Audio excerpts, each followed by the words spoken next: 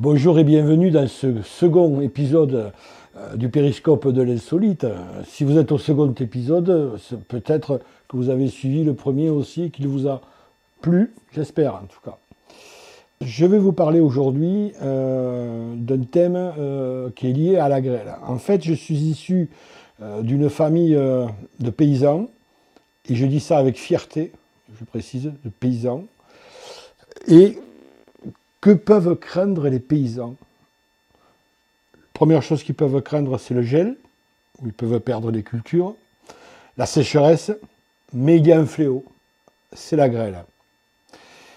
Ils ont une peur de la grêle et c'est un cauchemar, la grêle. Elles peuvent tout perdre avec la grêle, parce qu'elle va s'attaquer aux récoltes, mais en même temps, elle peut détruire complètement des vignes, des arbres, etc.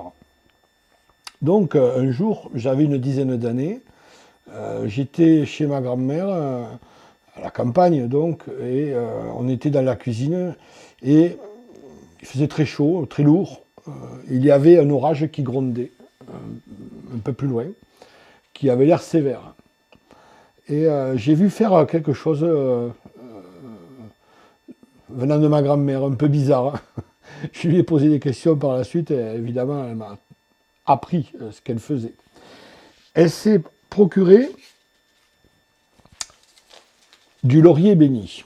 Alors, le laurier béni, il faut qu'il soit béni le jour des rameaux. Le jour des rameaux, c'est le dimanche qui est juste avant Pâques, la semaine d'avant. Il faut qu'il soit béni ce jour-là. Alors, chez nous, c'est du laurier. Dans d'autres contrées, ils utilisent des branches d'olivier, par exemple, ou autre, peu importe, mais chez nous, c'est le laurier. Donc, je fais avec du laurier. Elle a pris un petit bout de papier qu'elle a posé dans la cheminée. Et là, elle a pris des feuilles de laurier béni qu'elle a posées sur le papier. Alors, pas beaucoup, hein, c'est pas la peine d'en mettre des tonnes. Hein, quelques feuilles, hein, ils en mettaient pas beaucoup. Hein, voilà, je vais mettre ça. Voilà. Voilà. Et ensuite, elle allumait le papier, elle mettait le feu à l'ensemble papier et feuilles de laurier. Voilà. Là, elle récitait à voix haute 3 Notre Père et 3 Je vous salue Marie. Et elle demandait au ciel, tout simplement, à la Vierge particulièrement, que la grêle ne tombe pas sur nos récoltes. Voilà, tout simplement. Évidemment, si vous refaites ceci en récitant comme des imbéciles ces prières-là sans avoir la foi, je ne vous promets rien, ça ne fonctionnera pas.